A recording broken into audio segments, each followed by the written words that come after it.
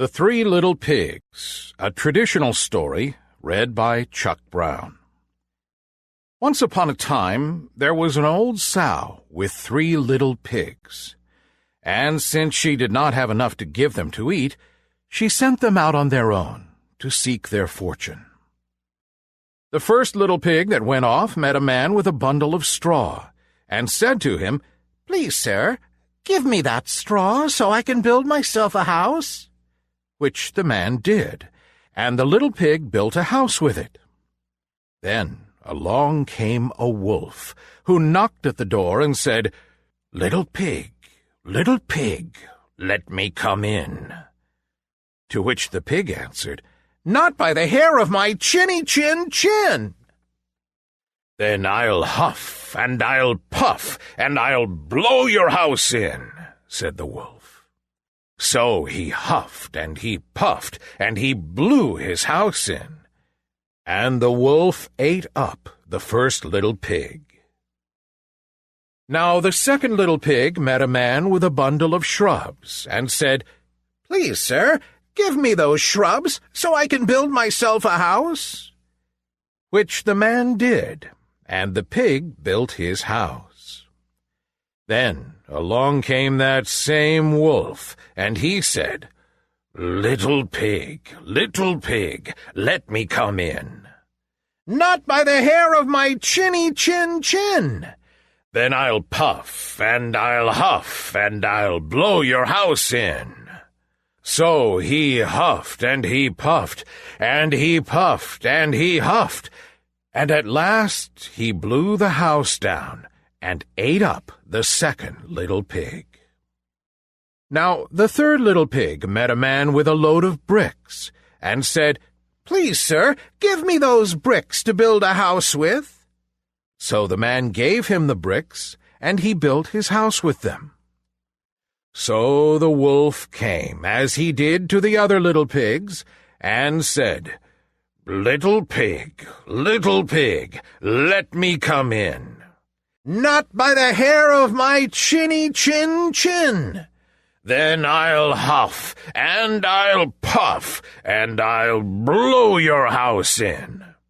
Well, he huffed, and he puffed, and he huffed, and he puffed, and he puffed, and he huffed, but he could not get the house to fall down.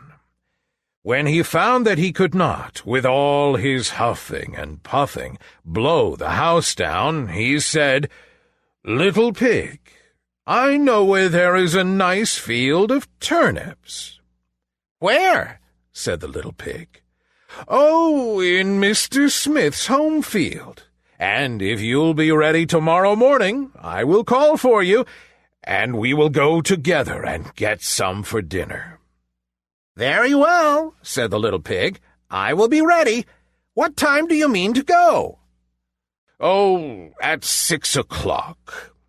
Well, the little pig got up at 5, and went and found the field, got the turnips, and was home again before 6.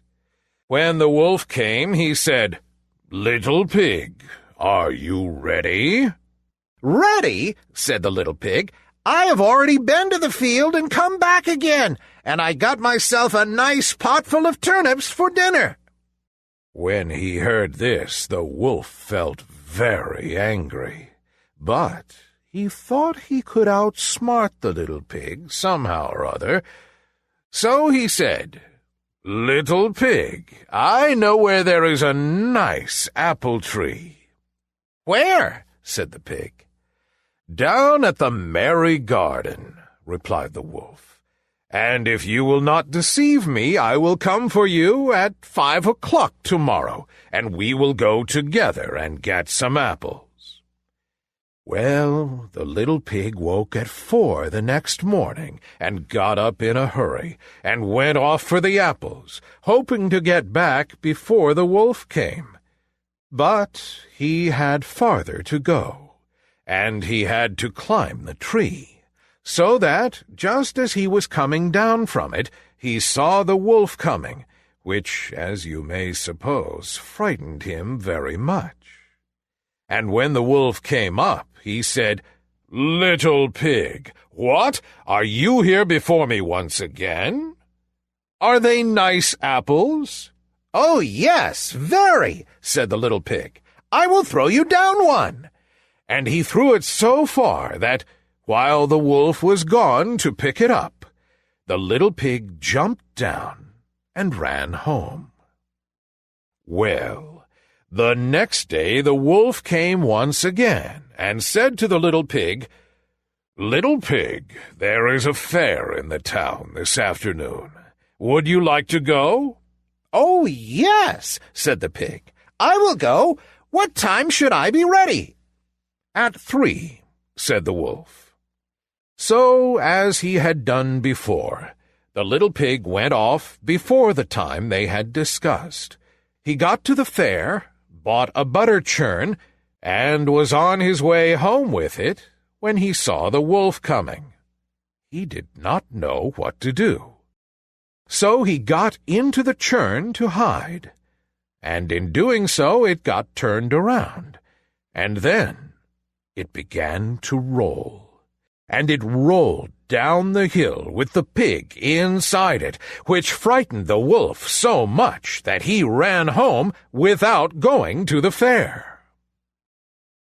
After a while, the wolf went to the little pig's house and told him all about how frightened he had been by a great round thing which came down the hill past him.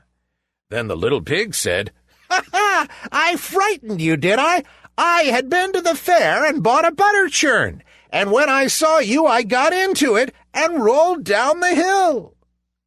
Then the wolf was very angry indeed, and he declared that he would eat up the little pig, and that, in fact, right now he was going to come down the chimney after him.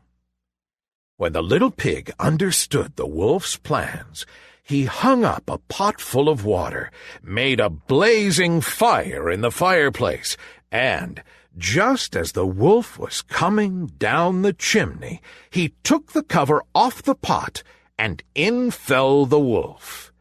And the little pig put the cover back on again in an instant, boiled him up, ate him for dinner, and lived happily ever after. The end. Thanks for listening to this story. Download it for free from lineupyourbrain.com. Visit our website again soon for more great free audio stories.